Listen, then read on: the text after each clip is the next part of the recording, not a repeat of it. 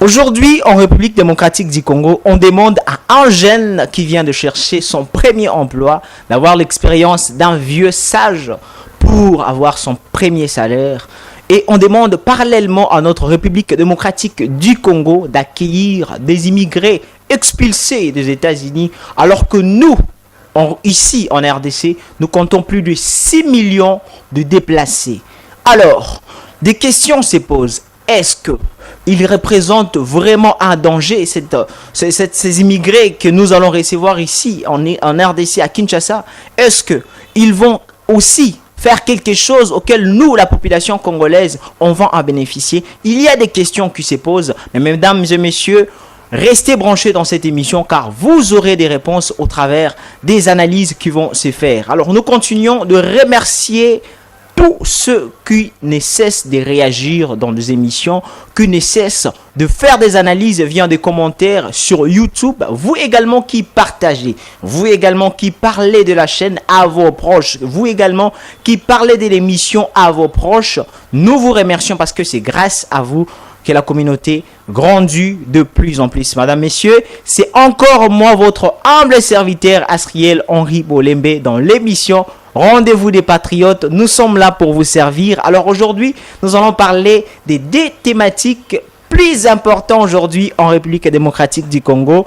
Comme je l'ai souligné dans la trame de cette émission, nous allons parler de l'accueil des immigrés qui viennent des États-Unis, mais également nous allons parler de la compétence contre l'expérience professionnelle. On va s'inspirer d'une décision qui vient d'être prise au Burkina Faso par le président et capitaine Ibrahim Traoré. Alors, rassurez-vous que je ne suis pas seul sur ces plateaux. Je suis avec Messieurs Joe Kouka, à qui je vais directement saluer. Messieurs Joe, bonjour et bienvenue dans cette émission. Bonjour, Monsieur Henri, et merci une fois de plus de nous avoir invités pour prendre part à cette belle émission. En tout cas, merci beaucoup. Vraiment, c'est un grand plaisir de vous revoir encore une fois de plus. J'aimerais savoir comment vous vous sentez encore une fois de plus. Vous prenez part à l'émission Rendez-vous des Patriotes. Quel est votre ressenti en ce moment? Bon, ce qui est sûr, comme j'ai l'habitude de le dire, je me sens excité et j'ai un sentiment de comment je peux dire, un sentiment qui m'afflige. Je ne sais pas pourquoi, mais je sens quelque chose qui me rend un peu triste. Je ne sais pas pourquoi, mais voyons voir comment est-ce que nous allons développer sur tout ce qui doit être mis sur la table. Vraiment, c'est un grand plaisir également pour nos fidèles téléspectateurs qui vont encore vous retrouver, vous réécouter aujourd'hui au travers vos analyses, parce que nous avons eu à recevoir des commentaires de personnes qui nous ont demandé que vous puissiez encore repasser sur cette émission Rendez-vous des Patriotes. Alors, nous allons d'abord commencer en ce qui concerne l'accueil des immigrés aujourd'hui en République démocratique du Congo, et nous tenons également à souligner qu'il y a déjà un lot qui sont déjà arrivés, qui sont déjà ici à Kinshasa. Mais il y a des questions qui se posent. Il y a des questions qui se posent. Disons que nous sommes dans un pays où nous comptons plus de 6 millions de déplacés et qui ne se sont pas déplacés dans de meilleures conditions, dans des conditions pures, et qui aimeraient eux aussi revenir encore en RDC. Mais lorsque nous voyons notre pays accueillir des immigrés que les États-Unis, peut-être à juger d'incapables, peut-être à juger d'inutiles pour le pays, peut-être à juger de dangers pour le pays. Mais comment encore on peut dire que cela c'est bénéfique ou cela c'est un danger pour la République démocratique du Congo et aussi pour la population congolaise? Ok, monsieur Henri, je pense que vous et moi, nous avons bien suivi les infos. Ces gens ont bel et bien atterri aujourd'hui. J'ai eu l'information qu'aujourd'hui, il y a eu un lot de 20 personnes. 20 personnes déjà. Qui ont atterri aujourd'hui à l'aéroport international de Njili. Bon. Tout d'abord, je dirais que cet accord, parce que c'est le fruit de l'accord qui nous relie aux États-Unis d'Amérique. Je dirais, premièrement, nous faisons face à une situation, bien pour moi, je dirais que cette situation qui se tient devant nous actuellement, c'est une situation qui peut être bénéfique pour la République démocratique du Congo. Je vais commencer. Donc ça peut être bénéfique? Ça peut être bénéfique pour la République démocratique du Congo, ou ça peut devenir un cauchemar pour la République démocratique du Congo. D'où je pense que recevoir ces gens-là, pour en général, ces gens-là ne sont... En fait, qu'est-ce qui se passe actuellement aux États-Unis? Aux États-Unis, Donald Trump a durci la politique immigratoire. Ils ont promulgué une police qu'on appelle ICE. Et ces gens-là, leur travail, c'est juste, comment dirais-je, arrêter toute personne qui vit sous le sol américain illégalement.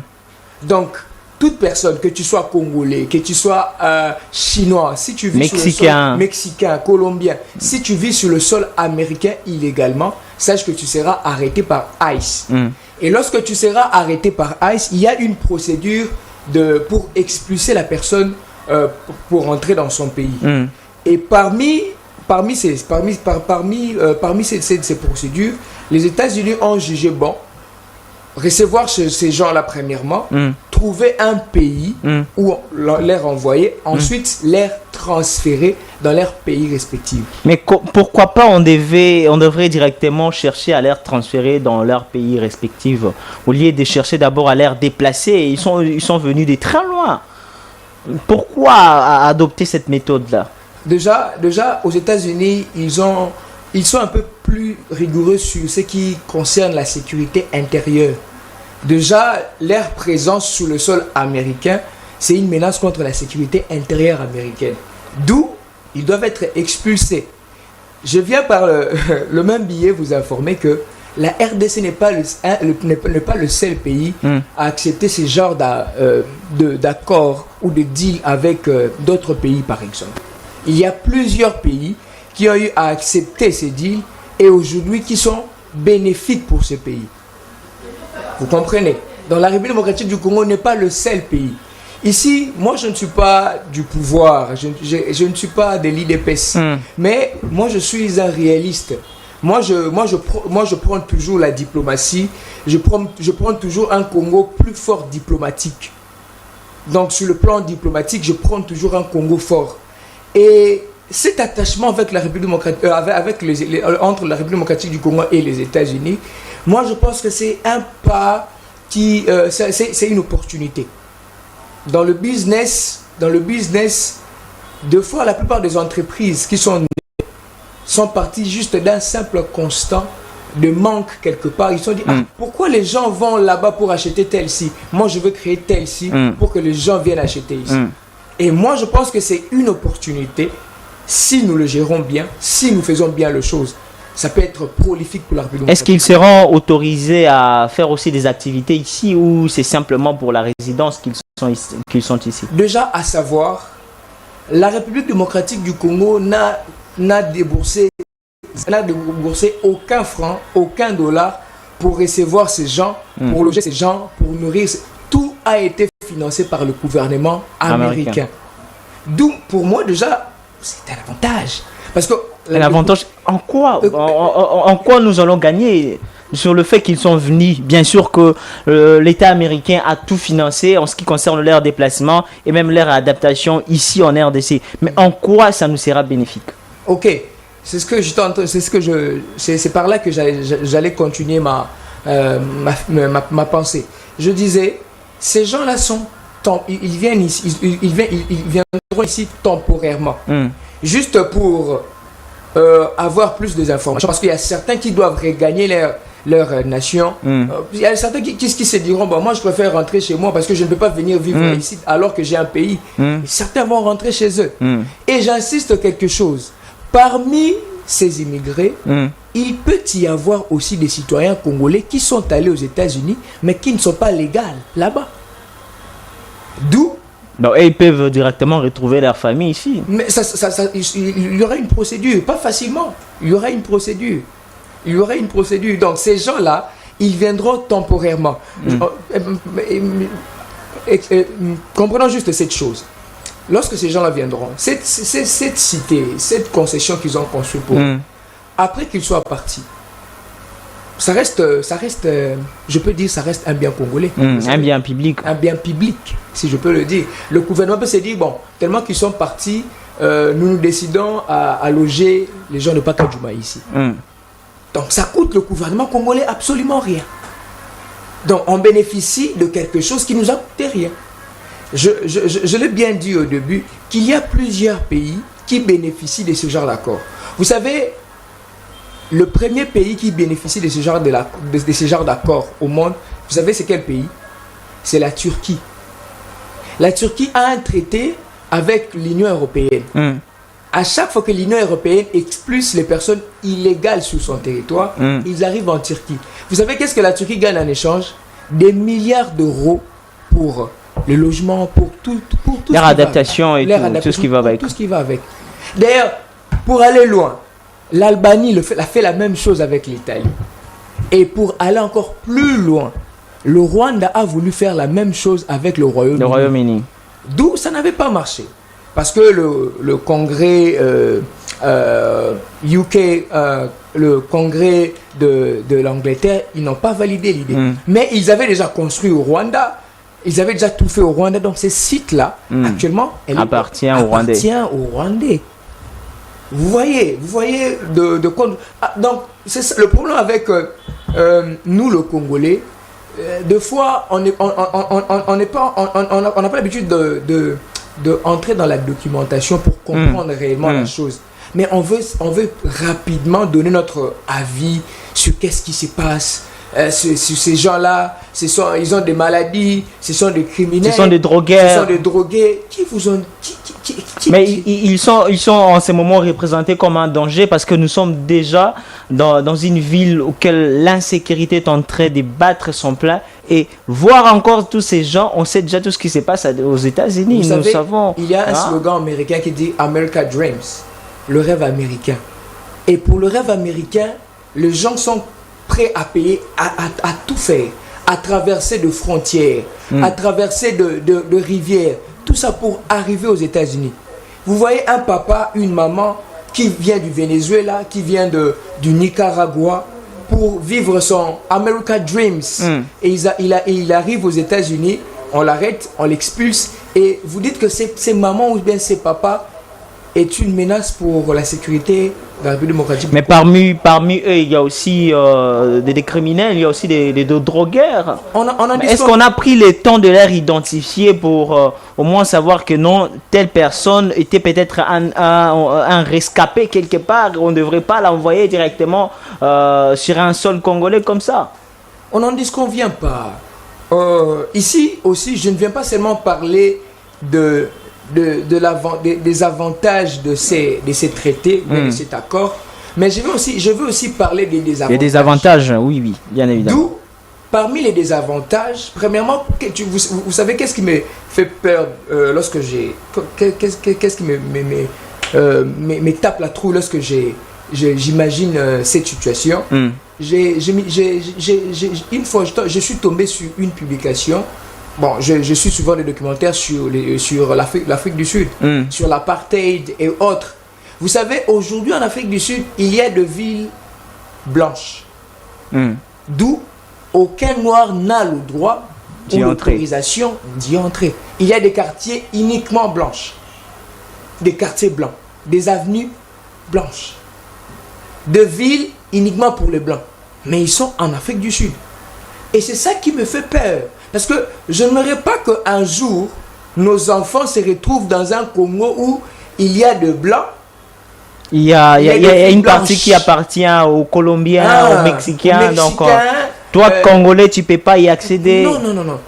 C'est ce qui me fait peur. C'est ça ma plus grande crainte. Et que ces gens puissent rester pendant de longs moments, qu'ils puissent s'imposer ici. S'introduire dans le système et qu'ils puissent rester calmement. C'est ce qui me fait peur. Parce que dans les jours à venir, on aura des problèmes. Mais on doit aussi souligner qu'ils seront ici pas pour un délai qui est déjà spécifique. Bon, jusqu'à présent, on n'a pas plus de détails sur le délai. Donc ça pourrait faire même 10 ans, c'est même probable. 10 ans. Il y a probabilité parce que il y a pas vraiment de claircissement sur cette situation. Mais qu'est-ce qui me réjouit? Vous savez, ce que Donald Trump fait aujourd'hui, aux États-Unis, un président a un mandat de 4 ans. Lui, il a déjà écoulé c'est une année, il lui reste 3 ans. 3 ans. Et avec sa politique actuellement, vous pouvez juste imaginer qu'actuellement, Donald Trump n'est pas aimé aux États-Unis actuellement, compte tenu à ses positions et autres. Donc, on sous-entend que le prochain président qui viendra sera un démocrate, c'est sûr. Et je pense que, parce que les démocrates ont une politique différente. Vous savez, lorsque Barack Obama était là, on n'a pas vu ce genre de choses. C'était vraiment différent. Joe Biden était là, on n'a pas vu ce genre de choses. Mais Donald Trump, tellement que lui, c'est un républicain. Et d'ailleurs, son slogan pour ses mandats, c'est MAGA, Make America Great Again. Rendre la grandeur de l'Amérique une fois de plus.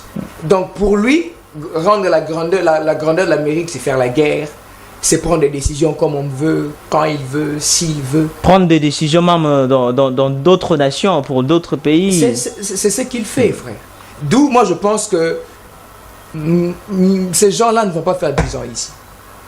Parce qu'il y aura élection, il y aura un autre, et je pense qu'ils vont... Donc ça serait aussi probable que non, l'autre président, lorsqu'il viendra, et puis il s'est dit que non, moi je ne reconnais pas leur retour sur le sol américain. Donc vous, la République démocratique du Congo, quand vous avez accepté de leur accueillir, s'en chargez-vous de tout ce que vous voulez.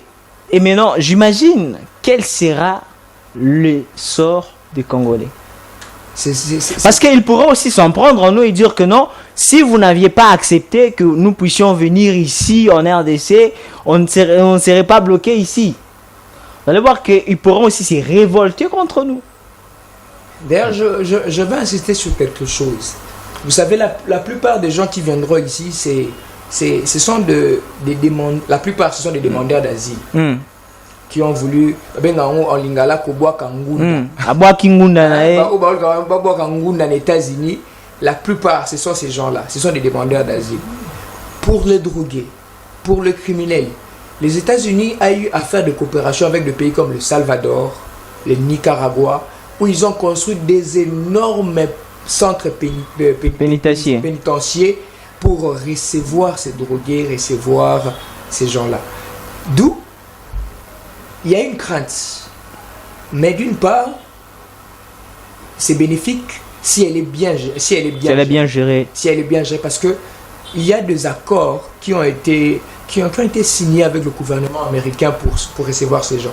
Sans vous mentir, le gouvernement congolais va recevoir de l'argent pas comme possible, juste sur ça. Mais on doit aussi souligner que dans ce même accord, le gouvernement américain a promis la sécurité au niveau de l'Est. Nous savons tous que malgré l'accord de paix qui venait d'être signé, malgré que Donald Trump rassurait qu'il y aurait la paix, en ces moments, au Sud Kivu, il y a toujours de guerres, il y a toujours de massacres. Mais est-ce qu'on peut vraiment espérer que l'accueil des migrants à le change de la sécurité à l'est de la République démocratique du Congo, ça sera vraiment fait comme on l'attend? C'est une question très pertinente en tout cas. Parce qu'il a déjà promis tout un tas de choses, mais jusqu'à présent n'a pas de fait. Et il vient encore dire que non, recevez ces gens, et moi du parti Est de la République démocratique du Congo, moi je vais assurer la sécurité.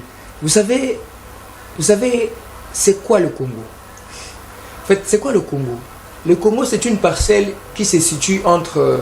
En fait, c'est une parcelle comme vous connaissez le Beautour, je connais. Qui est entouré de plusieurs avenues, qui est au milieu de des avenues, je peux dire. Et dans cette parcelle, on trouve des arbres, des avocatiers, des manguiers, des papayers, des citronniers, tout ce qu'il y a, tout ce qu'on peut chercher, on peut retrouver dans cette parcelle. Et qu'est-ce qui se passe? Tout autour de nous, il y a des voisins qui ne sont pas contents. de nous voir avec des manques, de nous voir avec des papiers et autres. Et ils en manquent. Et qu'est-ce qu'ils vont faire?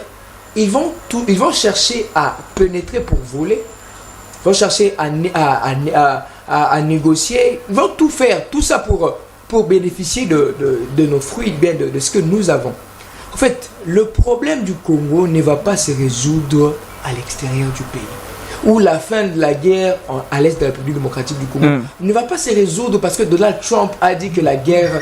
Je ne pense pas. La guerre va prendre fin, etc. Non, je ne pense pas que la guerre prendra fin parce que Donald Trump le veut. Non. Notre problème... Bon, c'est ce que la plupart de personnes en disent. Hein.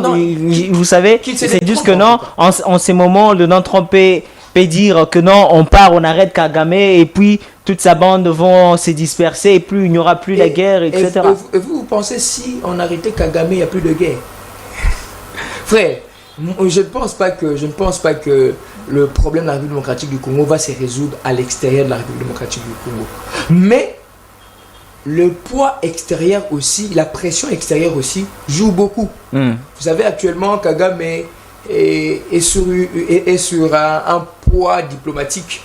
Et des fois, il n'arrive pas à bien le gérer. Des fois, il devient bavard. Il dit du n'importe quoi. Frère, la République démocratique du Congo a un problème. Nous avons un problème interne. Et ces problèmes, la solution de ces problèmes, elle doit se traiter à l'intérieur de notre pays. Mais les décisions que les États-Unis prendront pour l'Est démocratique du Congo, il y aura l'impact sur ces décisions. Pourquoi? Parce que c'est les États-Unis. Kagame il ne veut pas entrer en guerre avec les États-Unis. Non, pas surtout avec Trump, parce que Trump c'est un fou. Il peut faire tout ce qu'il veut. Il a enlevé Nicolas Maduro. Il a tué. Et nous, le Congolais aussi, on espère peut-être assister à ces mêmes histoires. Bon, tout dépend des intérêts américains. Donald Trump agit... Mais il a déjà tout le temps des intérêts ici. Il y a la sécurité qui est échangée avec le minerai qui seront exploités de ces mêmes côtés. Mais jusqu'à présent, il n'y a toujours pas la sécurité. Je venais de suivre dernièrement un accord entre un grand opérateur de cobalt, j'ai oublié le nom de l'entreprise, mais je pense que c'est une entreprise française qui doit vendre ses parts au gouvernement américain pour de l'exploitation de cobalt et tout. En fait, qu'est-ce qui se passe? Une fois, parce que jusqu'à présent, les États-Unis d'Amérique n'ont pas vraiment implanté ces entreprises. Donc, il n'a pas encore ses bases ici. Au Congo, il n'y a pas de base militaire américaine, par exemple. Vous savez qu'est-ce qui se passe en Iran entre l'Iran et Israël ou les autres pays du Golfe Persique? Qu'est-ce qui se passe lorsque les États-Unis attaquent et ils attaquent les bases américaines qui sont dans ces pays et ça pousse les Américains d'attaquer encore. Donc tout ce qui est sujet américain, lorsque vous attaquez un sujet américain, c'est là que les États-Unis réagissent. D'où moi je pense qu'ils doivent d'abord venir s'imposer, s'installer. Et on verra, Kagame aura peur de le faire. Attaquer une base militaire américaine, il aura peur de le faire. S'il y avait une base militaire américaine à l'est de la République démocratique du Congo, Kagame a attaqué ça. Il allait perdre. Mais vous ne voyez pas que les États-Unis d'Amérique nous demandent un peu trop sur la sécurité au niveau de l'Est. Il y a eu déjà le change de minerais et actuellement on doit accepter encore d'accueillir des immigrés. Jusqu'à présent, la sécurité n'est pas toujours garantie. Et il y aura encore, n'empêche qu'il y aura encore d'autres demandes, mais jusqu'à présent, il n'y a rien qui change au niveau de l'Est. C'est donnant. Vous voyez? Mais donnant, nous on donne, on ne reçoit pas. Écoutez, il y a eu... Dernièrement, il y a le général, j'ai oublié son nom, c'est lui, il s'occupe des affaires des États-Unis en Afrique. Il était là dernièrement, il a rencontré il est allé voir le ministre de la Défense, comment il s'appelle encore, monsieur Guy Moyamvita, oui, je n'oublie pas, si je m'en souviens, il est allé voir le monsieur. Apparemment, selon ce qu'ils se sont convenus, les soldats congolais vont bénéficier d'une assistance militaire, américaine, dans des formations militaires, dans des informations, dans les équipements et toutes ces choses, frère, c'est avantageux. Aujourd'hui, vous savez qu'il n'y a aucun soldat américain en Iran, il n'y a aucun soldat iranien en Israël, mais il y a une guerre. Aujourd'hui, la guerre s'est développée. C'est plus comme c'était à l'époque où on doit quitter notre sol pour aller chez l'autre. La guerre, ça a changé. Tout ça, c'est dû à vous savez pourquoi Nicolas Maduro a été capturé? C'est l'information américaine. Ces gens-là, ils sont forts en renseignement. Comment est-ce qu'ils ont filé le président jusqu'à la voir? Ils ont tiré le gars de l'Iran, oui, le guide suprême, Ramini Laïtolai. Ils l'ont tué. Comment est-ce qu'ils l'ont fait? Comment est-ce qu'ils l'ont parvenu? Grâce aux renseignements puissants américains. Ça peut être bénéfique pour nous dans les jours à venir. Parce que nous aussi, si le Rwanda continue avec cette optique, on s'est décidé. Je pense qu'un jour, on aura un président, je l'ai dit, je pense qu'un jour on aura un président comme le président Ibrahim Traoré. Je pense ici en RDC. Je pense qu'on aura, je ne demande pas un président militaire, mais un président qui a en fait cette mentalité-là. Bon, je ne dis pas que le président Tshisekedi, j'aime bien le président Tshisekedi, j'aime ce qu'il fait dans la diplomatie, mais ça ne suffit pas. Des fois, la guerre est le seul moyen pour obtenir la paix. Vraiment, merci beaucoup. Parlons également de Ibrahim Traoré. Nous allons aussi directement entrer dans notre deuxième thématique où nous parlons de compétences contre l'expérience professionnelle. Vous savez, demander de l'expérience professionnelle à un jeune qui vient tout droit de l'université, c'est comme demander la clé d'une maison avant même d'être construite. Mais qu'est-ce qui se passe au Burkina Faso? Il y a le capitaine Ibrahim Traoré qui ordonne aux entreprises, que ce soit public, que ce soit en partenariat avec l'État, que ce soit privé, de ne pas exiger aux jeunes. Alors, avant de pouvoir développer cette thématique, nous allons d'abord suivre cette vidéo, comme ça on va revenir pour bien aussi commenter. Vous allez voir où il est en train d'interdire à ce que nous puissions exiger, que les entreprises exigent aux jeunes de l'expérience professionnelle. Alors, suivons d'abord cette vidéo et puis nous allons revenir tout juste après pour commenter et faire quelques analyses là-dessus. Pourquoi pas pour aussi donner des alternatives à notre État congolais de pouvoir aussi aider le jeune. Alors, nous allons suivre la vidéo et puis nous allons revenir justement après. Mais si vous dites l'expérience, est-ce que vous avez l'expérience de ministre avant que je vous nomme ministre? Croyons en nous. Et il faut aussi qu'à une certaine sphère, on donne l'occasion aux jeunes de s'exprimer. Quand je dis l'occasion de s'exprimer, c'est quoi? On a une très mauvaise habitude en Afrique. Quand vous voulez donner un travail à un jeune, l'expérience. Il n'a pas l'expérience. Il n'a pas l'expérience. On n'a pas confiance aux jeunes. Mais il va avoir l'expérience où? La dernière fois, j'ai taquiné, je disais à un ministre, parce que dans nos procédures de marché ici, j'ai fait supprimer le marché similaire, c'est-à-dire c'est l'expérience du marché. Et si vous ne donnez pas l'occasion de faire le premier marché, comment est-ce qu'il va faire? Moi, j'ai fait supprimer ça, j'ai fait supprimer beaucoup de conditions. Il y a un ministre qui disait qu'il faut être prudent, c'est quoi. Il dit c'est à nous de mettre tout en œuvre pour que le jeune soit droit et faire ce qu'il doit faire. Mais si vous dites l'expérience, est-ce que vous avez l'expérience de ministre avant que je vous nomme ministre? Et les gens ont ri. Mais arrêtons avec ça. Ayons confiance aussi aux jeunes, donnons-leur c'est-à-dire la chance de s'exprimer. Mais si vous dites l'expérience, est-ce que vous avez l'expérience de ministre avant que je vous nomme ministre? Croyons en nous. Et il faut aussi qu'à une certaine sphère, on donne l'occasion aux jeunes de s'exprimer. Quand je dis l'occasion de s'exprimer, c'est quoi? On a une très mauvaise habitude en Afrique. Voilà, mesdames, messieurs, vous venez de suivre cette vidéo. Et en tout cas, ça fait du bien de voir comment il y a des autorités qui portent à cœur le souci de ces citoyens, le souci de la jeunesse. Car on dit toujours que la jeunesse, c'est l'avenir de demain.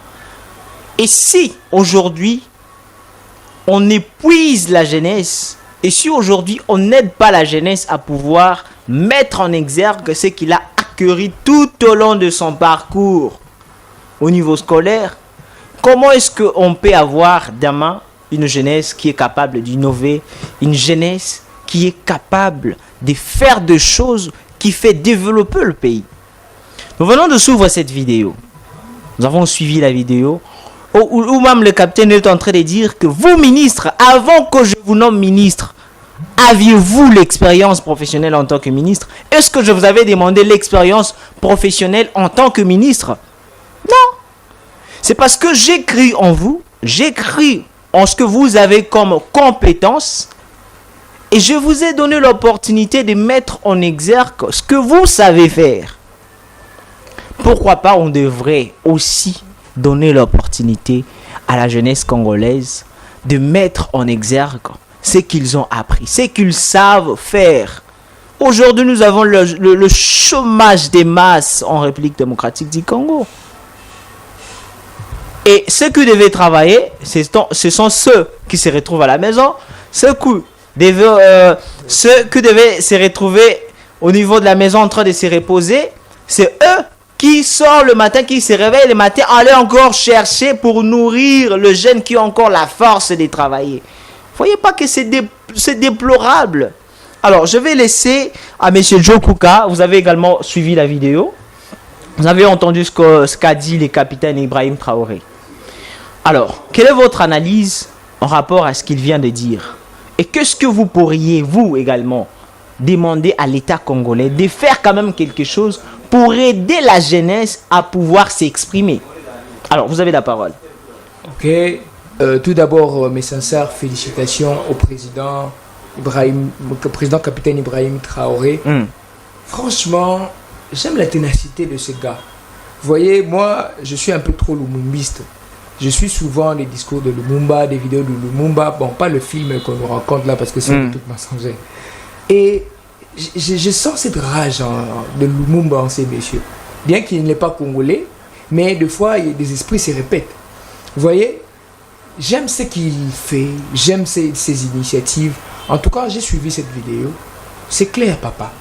Quel ministre, même ici en République démocratique du Congo, donnant la chaise à papa Jean-Pierre, mais le VPM Jean-Pierre Liaou, donnant la chaise au VPM Jacquemin Chabani, posons-leur la question, avez-vous donné au chef de l'État votre expérience ministérielle avant d'être là? On donnait aussi la chaise au gouverneur Daniel Bumba. Même au gouverneur Daniel Bumba, monsieur Daniel Bumba, avais-tu de l'expérience en tant que gouverneur pour être gouverneur?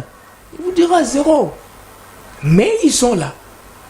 Donc, j'ai bien aimé le point qu'il a soulevé. Il a soulevé un point sur la confiance. En fait, aujourd'hui, au Congo, nous avons un problème de confiance. Vous savez, je veux mettre en place une entreprise juste dans la spécialisation de fabrication de savon, de toilettes. Vous voyez, j'ai eu cette idée d'un constat. J'ai remarqué que la plupart des entreprises qui fabriquent de savon qu'on utilise, d'où je ne vais pas citer le nom, des savons blancs qu'on utilise pour laver le vêtement et autres, la plupart de ces entreprises, ce sont des entreprises libanaises, indiens ou arabes, si je peux dire, en bref. Il n'y a pas des entreprises congolaises avec un CO congolais, avec une telle marque. La plupart, ce sont des marques étrangères, si je peux dire. Mais ils sont là. Mais il y a aussi ces gens-là, il y a aussi des Congolais qui ont leur petite marque, mais qui n'est pas promulguée, qui n'est pas mise en valeur. Parce que c'est question de la confiance. Le gouvernement congolais préfère mettre de la confiance à un Indien, à un Libanais, qu'aux Congolais. On a vu même des grands marchés. On a combien d'entreprises de construction? Moi, je connais même un monsieur qui fabrique très, très bien le chaussure. Mais je me dis, comment est-ce que l'État congolais n'arrive pas à aider ce monsieur à ce que nous puissions, nous, ici à Kinshasa, avoir de chaussures avec un prix qui est plutôt pas casse-tête? Vous connaissez plutôt, s'il vous plaît, vous connaissez Melvest. Il y a une entreprise turque. C'est lui qui s'occupe c'est lui qui s'est occupé du centre culturel. Il s'occupe aussi de Arena, Kinshasa Arena. C'est une entreprise turque, je précise. Pour un tel marché, pourquoi pas trouver ces ingénieurs congolais? pourquoi pas chercher? Parce que c'est un patrimoine congolais. Vous savez, en Chine, la Chine, c'est un pays futuriste. J'ai vu dernièrement, il y avait un train qui entrait dans un appartement. Waouh, inexplicable, frère. Un train qui entre dans l'appartement. On m'a posé la question, qui a fait ça? C'est un ingénieur chinois. Tous ces bâtiments en Chine, ce sont des ingénieurs chinois. Donc moi, je pense que c'est question de confiance. Le gouvernement congolais n'a pas confiance aux compétences. Et en même temps, ils disent que non, toko créer les bino misala, alors que pesa na opportunité na misala oeza quand même wana à s'exercer en attendant yo créer la misuzu. Mon frère, moi je suis dans le domaine entrepreneurial pour aller faire pour recevoir un prêt de la banque. Vraiment, c'est quelque chose. Juste un cas pour monter son entreprise, recevoir tout le document nécessaire, c'est une chose. Tu as dépensé plus de $500 alors que toi-même aussi tu dois encore continuer à travailler, tu dois avoir un chiffre d'affaires. Tout ça, moi je pense qu'il y a plusieurs choses qui doivent être revues. Et petit à petit nous voyons déjà l'évolution. J'apprécie l'initiative du ministère de la Jeunesse. À chaque fois, je suis souvent le ministère de la Jeunesse de près. Je commence à remarquer qu'il commence à y avoir des initiatives pour former les jeunes. Les formations, il y a également le financement des projets. Oui. Mais est-ce que c'est vraiment réel? C'est vraiment réel? La procédure est trop longue. La procédure est trop longue et c'est sélectif. Et nous avons vu récemment le village d'opportunité. Et il y a encore l'annonce d'un nouveau qui va encore se faire. Mais est-ce qu'il y aurait également ces jeunes qui vont retrouver des opportunités? Et peut-on vraiment espérer à retrouver des opportunités d'après le résultat que nous avons déjà eu? Ce que moi j'aime avec la République démocratique du Congo, la République démocratique du Congo, c'est un pays, permettez-moi de le dire de la sorte, c'est un pays de chance, où il y a des chanceux qui se retrouvent même dans des postes qui ne devraient pas être. Donc il y a des chanceux qui vont recevoir des financements du gouvernement. Je pense que le président Félix avait eu à parler de ça dernièrement lorsqu'il avait rencontré, je pense que c'était, je ne sais pas si c'était dans l'occasion de quoi, mais il y avait un jeune qui posait au président la question. C'était face à face avec le président, face à face avec le président face à la jeunesse. Oui, voilà. Le président de la République a dit qu'il avait eu à donner à un jeune $500 pour lancer son entreprise. Et il demande aux jeunes, après 6 mois, tu en es où avec ton entreprise? Mais il dit, président, je n'ai même pas encore eu tous mes documents, mais j'ai déjà dépensé $400 pour juste avoir le RCCM, pour avoir les GIC, l'identification nationale, tout et tout ça. Ce qui va avec. C'est compliqué. C'est compliqué. Alors qu'ils doivent nous alléger la tâche. Vous savez, si nous boostons plus nos produits locaux, si nous boostons plus nos entrepreneurs locaux, ça fera en sorte que même la valeur ajoutée du PIB de la République démocratique du Congo puisse augmenter. Mais si vous boostez l'exportation, si vous boostez l'importation, l'exportation à tout le temps, vous boostez, je suis bien sûr que ces gens-là qui viennent en République démocratique du Congo, ils payent de l'argent pour travailler. Bien sûr que c'est bénéfique pour la République démocratique du Congo, mais nous aussi, étant qu'enfants du pays, nous avons besoin d'avancer. Tu peux aller dans une entreprise, tu finis tes études, tu arrives, on te dit l'expérience de plus ou moins 5 ans. Ah, papa, je vais à peine de finir mes études. L'expérience d'au moins 5 ans. Alors, c'est pour cela, aujourd'hui, il y a beaucoup de gens qui sont au chômage. Les entreprises, les grandes boîtes. Et j'ai bien aimé ce que tu as dit. Tu as dit, ceux qui devraient se reposer travaillent, et ceux qui devraient travailler et se reposent à la maison. Un papa de 70 ans, normalement il devrait être à la retraite. Mais il est là. Il n'est pas encore, il ne s'est pas lassé de travailler. Alors qu'il y a des jeunes qui doivent travailler. Et qui ont des compétences. Le problème est que si le papa arrête de travailler, sa famille aussi ne va plus vivre. D'où lui aussi, il a besoin de travailler pour faire vivre sa famille. Vraiment, c'est compliqué. À vous, les décideurs, moi je vous demanderai une seule chose, c'est que donnez des responsabilités aux jeunes et vous allez voir que tous les secteurs vont déborder d'énergie. Il y a ces jeunes qui ont des idées sur l'innovation, qui ne cessent de se ressourcer sur les avancées technologiques, mais qui, eux, se retrouvent à la maison. Mais ces vieux papas, et quand ils rentrent, ils ne pensent pas à quelle est cette avancée, ou comment il mange, il fait tout ce qu'il peut faire, il se repose, il s'endort.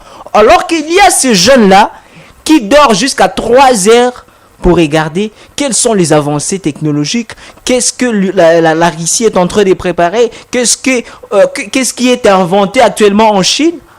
Et tout ça, ça l'aide à pouvoir aussi éveiller sa créativité.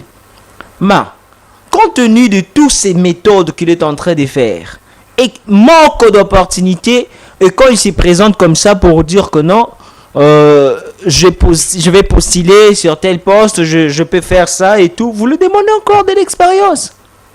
Et ce qui est encore plus grave, c'est qu'aujourd'hui, c'est comme si les stages professionnels ne représentent plus rien.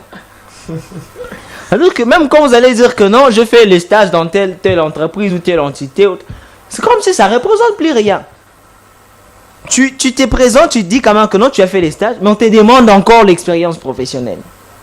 Alors vous, en tant que patriote, en tant que Congolais, en tant que jeune, qu'est-ce que vous pouvez demander au gouvernement, à l'État congolais, aux décideurs et même au ministère de la jeunesse? Il y a Madame Grace Coutinho et qui à un moment avait initié le dialogue national, mais qui s'est arrêté malheureusement. Elle voulait savoir quels sont les défis de jeunes de chaque province, mais qui s'est arrêté. Qu'est-ce que vous pouvez la demander pour au moins aider cette jeunesse, comme nous venons de voir sur le cas de la Burkina Faso, auquel les jeunes vont se sentir désormais libres de pouvoir mettre en exergue tout ce qu'ils savent faire dans des entreprises où ils seront accueillis? Déjà, je profite de l'occasion pour saluer son Excellence Madame Grace Coutinho de là où elle est actuellement. Et je demande plus particulièrement à elle ou à sa boîte, même je m'attaque même au-dessus, au président de la République. Monsieur le président de la République, nous sommes jeunes, nous avons encore la force, nous avons encore des capacités, on peut faire quelque chose. Nous avons besoin des opportunités. Bon, dire que les opportunités n'existent pas ou bien il n'y a pas d'opportunités, c'est être faux. Il y a des opportunités, mais il y a trop de manœuvres. Il y a trop de manœuvres. Ce n'est pas accessible. Ce n'est pas accessible à la jeunesse. À tout le monde. C'est accessible, je peux dire. Il y a des opportunités, mais c'est sélectif. C'est sélectif. Et ça nous fait de la peine. Aujourd'hui, le monde avance. Vous avez, dernièrement, il y avait la ministre de la Belgique qui s'occupe de l'immigration et tout. Ils ont fait un constat que il y a plus, les demandeurs d'asile ont doublé de 2024 en 2026, ils ont encore doublé, ils sont à 2500 demandeurs d'asile juste en 2026. Nous avons juste 4 mois. Pourquoi les gens, la jeunesse est motivée d'aller en train de fuir le pays? Pourquoi la jeunesse est motivée? Parce que ici, ceux qui devaient construire, c'est eux qui sont en train de partir. C'est comme si on vivait un cauchemar. Nous avons des projets. Nous sommes dans un pays où l'agriculture est un pilier. Personnellement, j'ai un projet sur l'agriculture, d'où, je vais paraphraser, d'où j'ai même pensé à l'initiation de drones à l'intérieur de mon projet agricole. Mais tu peux aller avec ces projets-là, papa, personne ne va te financer. On peut aussi prendre le projet, on le donne à quelqu'un d'autre. On te dit non, pour faire ceci, tu dois avoir tel document. Tu vas encore chercher tel document. On te dit rentre encore là-bas. Non, l'ANDEC te dit non, va à l'FPI. Et il y a aussi ceux qui se plaignent que non, quand vous vous présentez avec votre projet, on peut vous refuser, mais on prend quand même le même projet, on le donne à quelqu'un d'autre. On le donne à quelqu'un d'autre. Vraiment, c'est désolant en tout cas, chère autorité. Réfléchissez sur comment aider la jeunesse, parce que c'est cette jeunesse qui va prendre les relèves. Demain, lorsque vous ne serez plus, lorsqu'il n'y aura plus un Daniel Bumba, il devrait y avoir quelqu'un d'autre qui va faire aussi mieux que Daniel Bumba. Il devrait y avoir quelqu'un d'autre qui fera aussi mieux que Jacquemaine Chabani. Mais lorsque vous ne le soutenez pas, lorsque vous ne l'aidez pas, et vous envisagez à ce que nous puissions avoir des réformes dans ces mêmes pays, en tout cas, c'est illusoire, si je peux vraiment le dire. C'est vraiment illusoire. Alors, nous sommes arrivés à la fin de cette émission. Et M. Joe a dit tout ce qu'il a pu dire. Et nous avons fait tout ce qu'on peut faire. Alors, la décision finale, ça vous revient à vous, chers décideurs, de trouver comment faire pour aider cette jeunesse à aller de l'avant. Alors, fidèles téléspectateurs, je vous remercie, vous, tous qui avez pris l'occasion de nous suivre une fois de plus. Faites vos analyses et laissez-nous vos commentaires parce que nous prenons le temps, nous également, de les lire et pourquoi pas de vous répondre. Alors, je tiens à souhaiter plus vite joyeux anniversaire à Ninel Yamba qui fête son anniversaire le 18 avril. Ninel, joyeux anniversaire de la part de département de la jeunesse AJC, Jeunes Affranchis pour Christ. Alors, joyeux anniversaire à toi et que Dieu te bénisse. Merci également à l'agence Comprod Média. J'ai dit un grand merci également à RM Power pour le soutien, Richard Mouleba. Merci, nous sommes arrivés à la fin et retrouvons-nous au prochain numéro si Jésus-Christ n'est pas revenu bien sûr.